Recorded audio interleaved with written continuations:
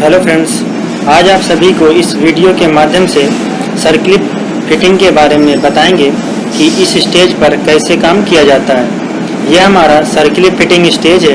यहाँ पर हम रोटर में सर्किल फिट करते हैं। यहाँ पर कार्य शुरू करने से पहले हमें अपने वर्किंग टेबल की अच्छी तरह से साफ सफाई रखनी है, मेंटेन रखना है। उसके बाद हमें इस अपने वर्किंग प्लेस के आसपास कोई भी अनावश्यक मटेरियल नहीं होना चाहिए। उसके बाद हम अपनी स्टेज पर लगी हुई WI को पढ़ेंगे।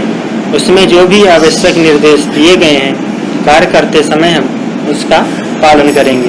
अब हम आपको बताएंगे कि रोटर में सर्किल कैसे फिट करते हैं। यह हमारा रोटर सर्किल फिट करने के लिए ट्रे में रखा हुआ है।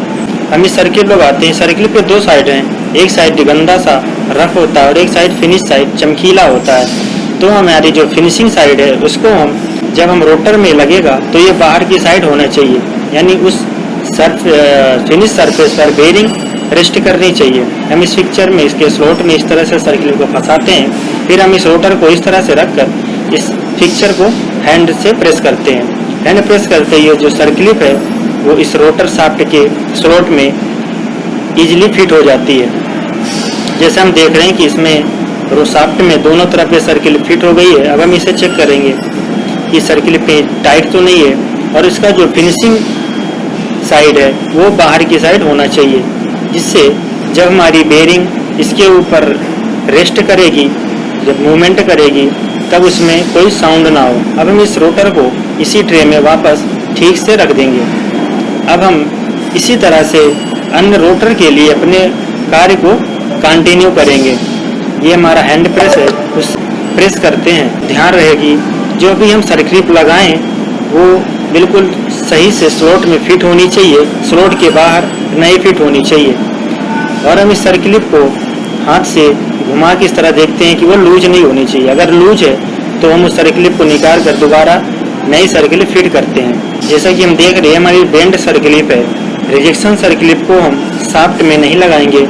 इस रिजेक्टेड पीस को हम इस रेड बिन में रख देंगे, यानी वो सर्किल हमारी रिजेक्ट है। उसके बाद हम अपनी वर्किंग टेबल पर लगी हुई WI को पढ़ेंगे। उसमें जो भी आवश्यक निर्देश दिए गए हैं कार्य करते समय हम उनका पालन करेंगे। अब हम आपको बताएंगे कि बेरिंग कैसे फिट की जाती है। यह हमारा नॉर्मल स्पीड का रोटर है।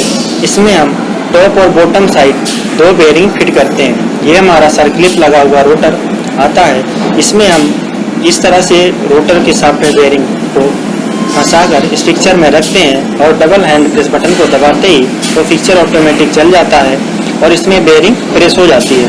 और इसमें हम इस साइड बॉटम की बेरिंग फिट करते हैं, यानी छोटी शाफ्ट की साइड बेरिंग फिट करते हैं। इस तरह से इसमें हम सेम रोटर रखते हैं और डबल पुश हैंड स्विच की तरह से बटन दबाकर रखते हैं और बेरिंग लगी हुई रोटर को स्टेम में रखते हैं। और इस तरह से हम दूसरा पीस लगाते हैं और अपने वर्क को कंटिन्यू करते हैं।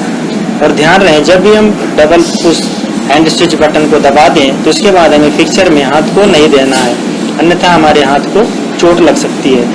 और बेरिंग लगाते समय हम रोटर को बिल्कुल अच्छी तरह से फिक्चर में फिट करेंगे, अन्यथा ये आउट हो सकता है और शाफ्ट डैमेज हो जाएगी। इसमें हम ट्रिक्स की बेरिंग यूज करते हैं। 608Z इस मॉडल की बेरिंग को हम लगाते हैं। जैसा कि हम देख रहे हैं इस पर ट्रिक्स लगा हुआ है। यह हमारी ओक की बेरिंग है और 608Z मॉडल की है, तो हम इसे इस मॉडल के लिए ही यूज करते हैं। ERB की बेरिंग हम सिर्फ चिमनी मोटर के लिए यूज करते हैं। ये इस बेरिंग का बॉक्स है। इस बेरिंग के बॉक्स में अपने स्टोर से जब बेरिंग को लेंगे तो इस पे निस्की टेक्नोलॉजीज प्राइवेट लिमिटेड लिखा हुआ होता है। ये हमारा निस्की बेरिंग नॉर्मल स्पीड और हाई स्पीड के रोटर के लिए यूज होता है। अब हम इस तरह से अपने कार्य को कंटिन्यू करते हैं। तो ध्यान रखेंगे टॉप साइड और बॉटम साइड दोनों तरफ हम बेरिंग को फिक्चर से ही फिट करेंगे। और फिक्चर से फिट करने के बाद हम इस रोटर को अच्छी तरह से इस ब्लू ट्रे में आगे की असेंबली के लिए रखेंगे। एक के ऊपर एक रोटर नहीं रखेंगे और बेरिंग को हम उतनी टेबल पे निकाल के रखेंगे जितनी यूज के लिए होती है। उसके बाद हमें अपने वर्किंग स्टेज पर लगी हुई WI यानी कि वर्क इंस्ट्रक्शन को पढ़ना है, उसमें जिस भी मॉडल की जिस भी बॉक्स में जिस तरह से पैकिंग करनी है उसके स्टैंडर्ड के अनुसार हमें पैकिंग करना है। जैसा कि हम देख रहे हैं अलग अलग मॉडल के लिए अलग अलग पैकिंग, अलग अलग WI है, उसमें मोटर को कैसे पैक करना है उसके निर्देश दिए गए हुए हैं। जैसा कि अभी हम लाइन में देख रहे हैं हमारा नॉर्मल स्पीड का मॉडल है। अब हम आपको बताएंगे इसकी हम पैकिंग कैसे करते हैं। सबसे पहले हम इस लाइन पर आ रहे इस मोटर को इस पन्नी में पॉली बैग में डालते हैं। उसके बाद हम शाफ्ट की बड़ी साइड में बड़ा गुल्ला और छोटी साइड में छोटा गुल्ला लगाते हैं। पैकिंग पन्नी को हम ध्यान से बिल्कुल अच्छी तरह से पैक करेंगे मोटर को पन्नी में और गुल्ले को ठीक से लगाएंगे। अब हम इस पॉली बैग में पैक की मोटर को इस बॉक्स में इस तरह से डालेंगे और डालते वक्त हमें ध्यान रखना है ये जो टाई प्लेट का स्टिकर वाला सिरा ये ऊपर रहे और वायर को फोल्ड करके साइड में अच्छी तरह से डाल देना है। और इस ऐसे ही अब हम दूसरी मोटर पैक करेंगे और पैक करने के बाद जो भी कैपिस्टर है उसको हम इस तरह से एक साथ में रखेंगे। इस तरह से ये हमारा जो पैकिंग है इस एक बॉक्स में 10 मोटर, 5 मोटर नीचे और 5 मोटर ऊपर, इस तरह से पैकिंग कंप्लीट हो जाती है। अब हम इसके ऊपर एक लीड लगाते हैं। लीड लगाने के बाद हम इस बॉक्स को टेप की सहायता से पैक कर देंगे। और ध्यान देंगे इसमें हम ये ग्रे कलर की टेप का यूज करते हैं। इस पैकिंग बॉक्स में ट्रांसपेरेंट टेप यूज नहीं करेंगे। अब हम इसको वेट करते हैं कि इसमें जो मोटर है वो कंप्लीट है या नहीं। यदि बॉक्स में मोटर क्वांटिटी कम होगी तो इस मशीन पर पकड़ी जाती है, क्योंकि इसमें जो मोटर बॉक्स ओके होगा उसी का ही ऑटोमेटिक स्टिकर जनरेट होता है। जैसा कि हम देख रहे हैं ये बॉक्स में मोटर कंप्लीट है और इस तरह से ये उस बटन को दबाने से एक ये स्टिकर इसका निकलता है और हम इस स्टिकर को इस बॉक्स में इस तरह से पेस्ट करते हैं और ध्यान रखते हैं कि इसमें जो क्वांटिटी है वो सही है या नहीं और मॉडल। उसके बाद हम इस बॉक्स पर स्ट्रिपिंग करते हैं। इस तरह से दोनों साइड में हम स्ट्रिपिंग करते हैं। और यह हमारा मोटर रनिंग स्टेज है। यहाँ पर हम हाई स्पीड और नॉर्मल स्पीड की मोटर की 2 मिनट के लिए रनिंग करते हैं। रनिंग का मतलब हमें इससे सभी मोटरों को 230 वोल्टेज की सप्लाई देकर 2 मिनट के लिए कंटिन्यू हाई स्पीड पर उसे चलाकर छोड़ देते हैं। यहाँ पर कार शुरू करने से पहले हमें अपनी स्टेज पर लगी हुई WI को पढ़ना है। उसमें जो भी आवश्यक निर्देश दिए गए हैं उसका हमें कार्य करते समय पालन करना है। यह हमारा मोटर जो कन्वेयर पर बैक स्टेज से आ रही है उसे हम कन्वेयर से उठाकर इस रनिंग के फिक्सर पर पहले रखते हैं। और रखते समय हमें ध्यान रखना है कि जो मोटर के वायर हैं ये ठीक तरह से होना चाहिए। मोटर के नीचे कोई भी वायर आकर दबनी नहीं चाहिए। अगर मोटर के नीचे जो कैपिस्टर की वायर है अगर आ गई वो कट जाएगी और जिससे वो मोटर रिजेक्ट हो जाएगी। हमें उसके नीचे कोई भी वायर ना दबे इसका हमें ध्यान रखना है।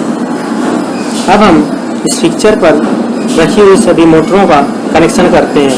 तो व्हाइट हमारा कॉमन वायर है, इसे हम रेड में लगाएंगे और जो ब्लैक है ये हाई स्पीड का वायर है, इसको हम ब्लैक स्विच के सामने लगाएंगे। इसी तरह से हम सभी मोटरों का पहले कनेक्शन करते हैं। कनेक्शन करते समय हमें ध्यान रखना है जो 2 वायर बच जाते हैं वो आपस में टच नहीं होने चाहिए। टच ना होने के लिए उन्हें हमें दूर दूर कर देना है जिससे वो आपस में और या दूसरी मोटर की वायर के साथ टच ना हो। जैसा कि हम देख रहे हैं इसमें हमने वायर को अलग अलग करके रखा है। इसी तरह से हम सारी मोटरों का कनेक्शन करते हैं। ये नीचे हमारा टाइमर लगा हुआ होता है। ये हमारा सभी मोटरों का कनेक्शन पूरा हो गया। अब हम इस स्विच की सहायता से इसे ऑन कर देते हैं और इसे देखेंगे कि हमेशा जो रेड है वो 2 मिनट की सेटिंग है। मोटर में जो सेटिंग होनी चाहिए वो 2 मिनट की होनी चाहिए। इस तरह से हम देखते हैं कि मोटर हमारी चालू है। हम इसे 2 मिनट की रनिंग होने तक का वेट करते हैं। रनिंग होने के बाद हम इन सभी मोटरों को निकालकर कन्वेयर अब हम आपको बताएंगे कि शाफ्ट फिटिंग कैसे की जाती है। उसके बाद हम अपनी मशीन पर लगी हुई WI को पढ़ेंगे। उसमें जो भी आवश्यक निर्देश दिए गए हैं कार्य करते समय हम उनका पालन करेंगे।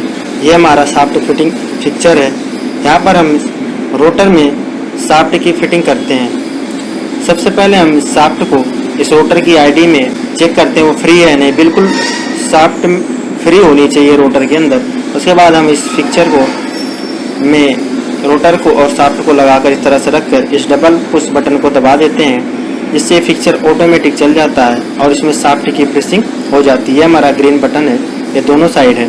और शाफ्ट लगाते समय से ध्यान रखेंगे जो पिन वाला हिस्सा है वो हमेशा ऊपर साइड रहेगा, और रोटर को फिक्चर में हम बिल्कुल अलाइनमेंट करके बिल्कुल उससे स्लाइड को पीछे करके रखेंगे, जिससे उसका सेंटर बिल्कुल मैच करे। मैं अगर यदि सेंटर आउट होगा तो उसमें शाफ्ट में कट मार्क आ जाएगा, तो शाफ्ट रोटर हमारा कंप्लीट रिजेक्ट हो जाएगा। जैसे हम चेक कर रहे हैं रोटर के अंदर जो आईटी में जो शाफ्ट है बिल्कुल फ्री होनी चाहिए। यदि टाइट होगी तो उस रोटर को हम यूज नहीं करेंगे, उसमें हम दोबारा रिमर का प्रोसेस करेंगे। और शाफ्ट लगाते समय हमें ध्यान रखना है जिस मॉडल में जो शाफ्ट को लगाना है वही शाफ्ट हम यूज करेंगे, और उसे ब्लू ग्लिन में बिल्कुल लाइन से लगाकर रोटर को हम स्टोर करेंगे। इसी तरह से हम अपने कार्य को कंटिन्यू करते